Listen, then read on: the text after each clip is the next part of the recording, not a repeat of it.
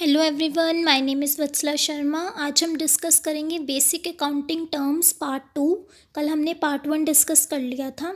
आज हम इसका पार्ट 2 डिस्कस करेंगे आज, और इसकी थोड़ी बेसिक टर्म्स और हैं। तो चलो स्टार्ट करते हैं one by one. First term है हमारी गुड्स। गुड्स का मतलब है कि हमने उन्हीं फिज़िकल आइटम्स को ख़रीदना है अपने बिजनेस के लिए, ताकि हम उन्हें आगे जाके सेल कर सकें। फॉर एग्ज़ाम्पल, अब जैसे मेरी स्टेशनरी की शॉप है, तो मेरी अब उस स्टेशनरी की शॉप के लिए गुड्स क्या क्या हो सकती हैं। रजिस्टर हो गया, रबड़, पेंसिल, शॉर्पनर, ये सारी चीज़ें मेरे लिए गुड्स होंगी। क्यों? क्योंकि उनको मैंने अपनी शॉप में इसलिए ख़रीदा ताकि मैं उन चीज़ों को आगे सेल कर सकूँ कस्टमर्स को, है ना। और अगर उसी शॉप में मैंने रजिस्टर ले रखा है अपने यूज़ के लिए, जिसको मैं अपने लिए यूज़ करती हूँ, उस रजिस्टर में मैं अकाउंट्स का अपना हिसाब किताब लिखती हूँ उस रजिस्टर में, तो वो रजिस्टर मेरे लिए एक एसेट होएगी। वो रजिस्टर मेरे लिए गुड्स नहीं होगा। मतलब जो चीज़ें मैं अपने लिए यूज़ कर रही हूँ उस शॉप में जो चीज़ें मैं अपने लिए यूज़ कर रही हूँ वो चीज़ें मेरे लिए एसेट होएंगी, और जो चीज़ें मैं दूसरों को बेचने के लिए यूज़ कर रही हूँ वो चीज़ें गुड्स होएंगी। फॉर एग्ज़ाम्पल, जैसे हमारी इलेक्ट्रॉनिक की शॉप है, तो वहाँ पर एसी, कूलर वगैरह जो होंगे वो गुड्स होंगे, क्योंकि वो आगे हमने किसी को सेल करने के लिए रखे हैं। और अगर उस शॉप में मैंने एसी अपने लिए रखा है ताकि वो मुझे ठंडक पहुँचा सके, तो वो जो एसी होगा वो मेरे लिए एसेट होएगी। वो मेरे लिए गुड नहीं होगा, क्योंकि जो चीज़ मेरे यूज़ की होगी वो चीज़ मेरे लिए एसेट होएगी, और जो चीज़ मैंने सेल करने के लिए रखी होगी वो चीज़ मेरे लिए गुड्स होएगी। ओके, तो अब इसका मीनिंग पढ़ते हैं। क्या लिखा है?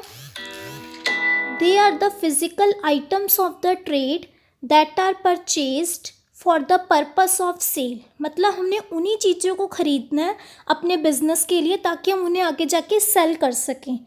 वो फिजिकल आइटम्स, ठीक है। आगे लिखा है the term apply to all the item making up the sale और परचेज ऑफ बिजनेस। कि ये जो टर्म है अप्लाई की जाएगी सेल और परचेज के लिए। मतलब कि अगर मैंने होल सेलर से रजिस्टर ख़रीदा है, ठीक है, क्योंकि मेरी स्टेशनरी की बिज़नेस है, और मैं उसे बुक्स ऑफ अकाउंट में कैसे लिखूँगी कि मैंने परचेज़ किया। और अगर मैंने उस रजिस्टर को आगे सेल किया है, तो मैं अपने बुक्स ऑफ अकाउंट्स में क्या लिखूँगी? सेल। तो इसका मतलब क्या है कि जो हम गुड्स खरीदते हैं, हम हमेशा अपने बुक्स ऑफ अकाउंट्स में गुड्स परचेज, गुड्स सेल नहीं लिखते हैं। हम हमेशा गुड्स की जगह परचेज वर्ड यूज़ करते हैं या तो सेल वर्ड यूज़ करते हैं। ओके, अब हम चलते हैं नेक्स्ट पॉइंट की तरफ, दैट इज स्टॉक। स्टॉक का मतलब कि जो हमारी ऑर्गेनाइजेशन में ऑलरेडी चीज़ें पड़ी हैं, ठीक है, अनसोल्ड गुड्स, उसे हम स्टॉक बोलते हैं। मतलब रखा उन्हें बेचने के लिए ही है, लेकिन वो अभी तक बिकी नहीं है हमारी ऑर्गेनाइजेशन में, अभी तक वो बिकी नहीं है, अभी वो हमारे गोडाउन में ऐसे पड़ी हैं। तो जो चीज़ें ऐसे पड़ी हैं अनसोल्ड गुड्स जिसे हम बोलते हैं, तो वो स्टॉक है। ओके, तो पढ़ते क्या लिखा है ये? It is a tangible asset held by an enterprise for the purpose of sale in the ordinary course of business. है वो सेल के लिए, लेकिन अभी तक उन्हें सेल नहीं किया गया, वो ऐसे ही गोडाउन में पड़े हैं। और for the purpose of using it in the production of goods meant for sale, ठीक है। और उस स्टॉक को हो सकता है हमने इसलिए भी रखा ताकि वो हमारे आगे प्रोडक्शन के लिए काम आ सके, हमारे गुड्स को मैन्युफैक्चर करने में भी उस स्टॉक की हेल्प हो सके, ठीक है। और हम जो हमारा स्टॉक होता है, ओपनिंग स्टॉक होता है हमारा। स्टॉक भी दो तरीके के होते हैं, ओपनिंग स्टॉक और क्लोजिंग स्टॉक। ओपनिंग स्टॉक मतलब कि जब हम अपनी शॉप ओपन करते हैं तो स्टार्टिंग में हमारे पास कितना स्टॉक पड़ा है। ओपनिंग स्टॉक जैसे हमारा अकाउंटिंग ईयर होता है 1 अप्रैल से 31 मार्च तक, है ना। तो 1 अप्रैल को कितना स्टॉक पड़ा है, तो वो हमारा ओपनिंग स्टॉक, और जो 31 मार्च को हमारा स्टॉक पड़ा होगा वो हमारा क्लोजिंग स्टॉक। क्लोजिंग स्टॉक हो गया in the ending of the current accounting year, ठीक है। और एक इम्पॉर्टेंट पॉइंट ये है कि जो हमारा क्लोजिंग स्टॉक होता है प्रीवियस ईयर का, वो हमारा ओपनिंग स्टॉक बन जाता है कमिंग ईयर का।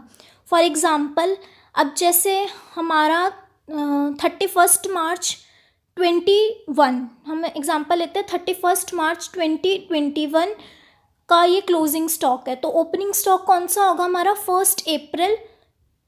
ये जो हमारा क्लोजिंग स्टॉक है, 31 मार्च 2021, तो ये जो हमारा क्लोजिंग स्टॉक होगा ये हमारे 1 अप्रैल 2021 का ओपनिंग स्टॉक बन जाएगा। ओके, हम आगे चलते हैं।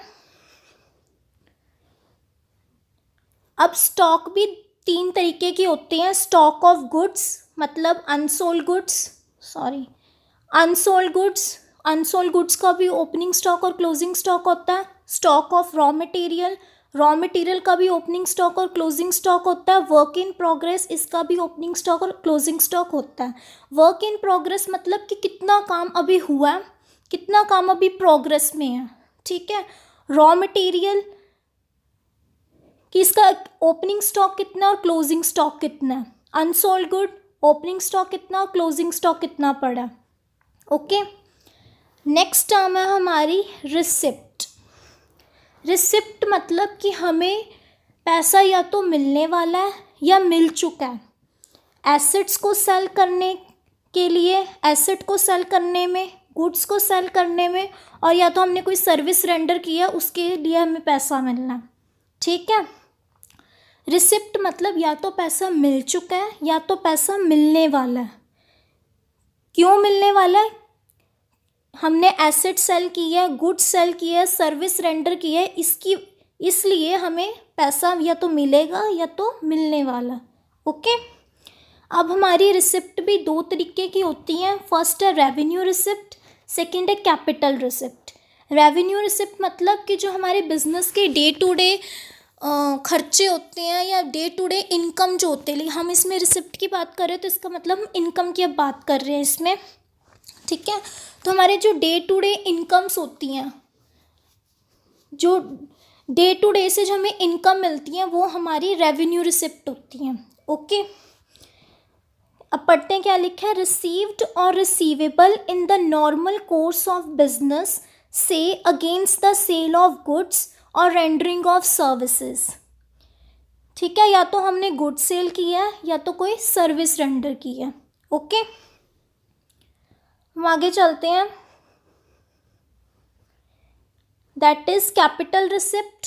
कैपिटल रिसिप्ट मतलब against transaction which are not revenue in nature, जो रेवेन्यू की नेचर में नहीं है, मतलब जो कभी कभी, अब जैसे हमारी मशीनरी ख़राब हो गई, अचानक हमारे बिजनेस में मशीनरी ख़राब हो गई तो हमने उसको सेल कर दिया, ठीक है। तो उससे जो हमें पैसे मिले हमारी कैपिटल रिसिप्ट है। उस मशीनरी हमारी डेली तो नहीं ख़राब होएगी, कभी कभी जो चीज़ें कभी कभी, जिन चीज़ों से हमें पैसा मिलेगा लेकिन कभी कभी, ठीक है, तो वो हमारी कैपिटल रिसिप्ट हो गई।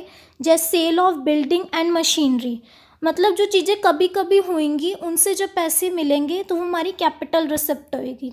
ओके, अब हमने रिसिप्ट की बात कर ली तो अब हम एक्सपेंडिचर की बात करते हैं। ओके, अब एक्सपेंडिचर मतलब ये तो पता ही है सबको, खर्चा, या तो हमारा खर्चा हो गया या अभी हमने खर्चा, या तो अभी हमने पैसे देने हैं या हम दे चुके हैं। It refer to the amount spent और liability incurred on acquiring assets, goods और सर्विसेज।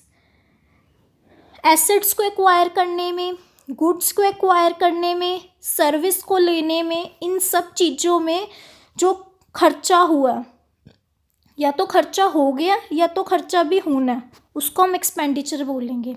ओके, अब एक्सपेंडिचर भी हमारे 2 तरीके के होते हैं, रेवेन्यू एक्सपेंडिचर और कैपिटल एक्सपेंडिचर। जैसे रेवेन्यू रिसिप्ट की बात की थी, कैपिटल रिसिप्ट की बात की थी, वैसे रेवेन्यू एक्सपेंडिचर की बात करेंगे। वैसे मतलब है इनका भी। रेवेन्यू एक्सपेंडिचर जो डे टू डे एक्सपेंसेस होते हैं, जो रेकरिंग नेचर होते हैं, जो रेगुलर के नेचर होते हैं, रेकरिंग नेचर जो होते हैं, ठीक है, वो revenue expenditure. The benefit of such expenditure is consumed और exhausted within the accounting period. For example wages और सैलरी, कि हमारे बिजनेस में बिजनेसमैन जो होता है एम्प्लॉयज़ को लेबर को वेजेस देते हैं और एम्प्लॉयज़ को सैलरी देते हैं। क्यों? ताकि वो बदले में हमारे बिजनेस के लिए काम करता है, इसलिए उसे पैसे दिए जाते हैं। तो उसका बेनिफिट भी हमें 1 साल के अंदर अंदर मिल जाता है। ठीक है, मतलब जो हमारे डेली के खर्चे होते हैं उसको हम रेवेन्यू एक्सपेंडिचर बोलते हैं। कैपिटल एक्सपेंडिचर, जो हमें कभी कभार जो हमारे खर्चे करने होते हैं, ठीक है, कभी कभार खर्चे जैसे करने होते हैं कि हमने एसेट खरीदनी है। अब जैसे एग्जांपल लो कि हमारी फैक्ट्री में मशीनरी ख़राब हो गई, ठीक है, मशीनरी हमारी ख़राब हो गई तो हमने उस मशीनरी को रिप्लेस करना है। तो रिप्लेस करने में हमारा कितना खर्चा आया, तो वो हमारा कैपिटल एक्सपेंडिचर होगा। Okay, income to acquire assets और इम्प्रूविंग द एग्जिस्टिंग एसेट, कि हमने उस एसेट को रिप्लेस नहीं किया, उस एसेट के अंदर कुछ चेंजेस कर दिया, मतलब उस एसेट के अंदर टेक्नोलॉजी अपग्रेडेशन कर दी, है ना, और एसेट को रिप्लेस कर दिया। उस एसेट को रिप्लेस करने में हमें कितनी कॉस्ट लगी, वो हमारा कैपिटल एक्सपेंडिचर। डेली तो नहीं हमारी मशीनरी ख़राब होएगी। Okay, which will increase the earning capacity of the business, इससे बिजनेस की अर्निंग कैपेसिटी इंक्रीज होएगी। ओके, चलते हैं नेक्स्ट पॉइंट की तरफ। ये लास्ट टर्म है हमारी इस लेक्चर की, that is deferred revenue expenditure. है तो ये भी रेवेन्यू नेचर का, लेकिन फॉर एग्ज़ाम्पल लेके मैं समझाती हूँ आपका। फॉर एग्ज़ाम्पल हमें इस ईयर 5 लाख रुपीज़ का लॉस हो गया, ठीक है, और इसका जो हमें लॉस हुआ है, आगे इसका हमें बेनिफिट भी मिलना है 5 ईयर्स तक। इसका हमें बेनिफिट मिलेगा 5 ईयर्स तक। हमने एडवर्टीज़मेंट एक्सपेंडिचर को ही कर दिया, ठीक है, तो उसका हमें बेनिफिट भी मिलेगा आने वाले कुछ कमिंग ईयर्स। जैसे एग्जांपल ले लो, 5 ईयर्स तक इसका बेनिफिट मिलना है। तो अगर इसका बेनिफिट हमें आने वाले 5 ईयर्स तक मिलना है तो हम इसका लॉस क्यों फिर आज सारा दिखा देंगे? आज तो फिर इसका लॉस दिखाने का मतलब नहीं बनता, तो हम इसका लॉस भी आने वाले 5 ईयर्स तक दिखाएंगे। अब जैसे 5 लाख का लॉस हो गया हमें इस साल का, तो हम आने वाले 5 ईयर्स तक इसका लॉस हम 5 ईयर्स तक ही दिखाएंगे। 1 लाख 1 लाख 1 लाख 1 लाख 1 लाख, ठीक है। तो मतलब इसको रिटर्न ऑफ भी जितने सालों तक इसका बेनिफिट मिलता रहेगा इसको रिटर्न ऑफ भी उतने सालों तक किया जाएगा। ओके, देखो क्या लिखा है, it is a revenue expenditure in nature but is written off in more than one accounting period because it is estimated that benefit of such expenditure will accrue in more than one accounting year। वही चीज़ है जो मैंने अभी बोली है, ठीक है। बस इतनी थी टर्म।